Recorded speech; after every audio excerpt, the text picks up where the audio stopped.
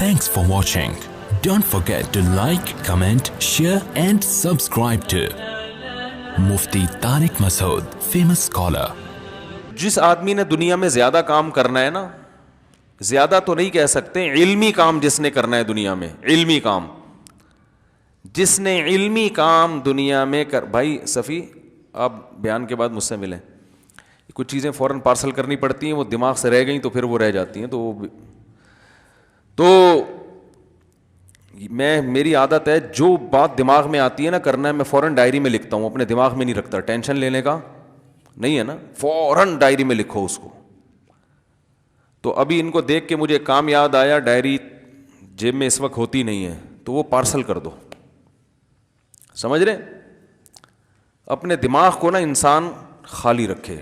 ہم لوگوں نے اپنے دماغ میں اتنے ساری چیزیں ٹھوس رکھی ہیں کہ یہ بھی کرنا ہے, وہ بھی کرنا ہے, فلانا بھی کرنا ہے, یہ بھی کرنا ہے, وہ بھی, اس کو پیسے دینے, اس سے پیسے لینے, تو اس کا نتیجہ یہ نکلتا ہے کہ جو بڑے اہم کام ہیں نا کرنے کے لیے, ان کے لیے دماغ فارغ نہیں ہوتا.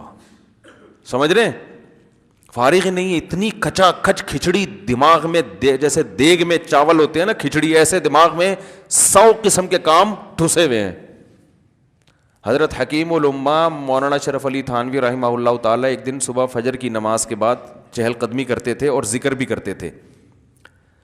تو حضرت نے ذکر روک کے ڈائری نکالی, کچھ لکھ لیا اور جیب میں ڈال دی وہ ڈائری.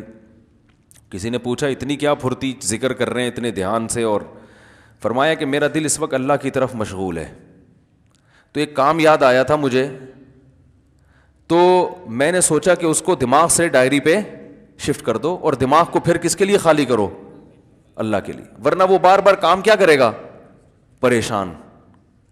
سمجھ رہے ہیں کہ نہیں سمجھ رہے؟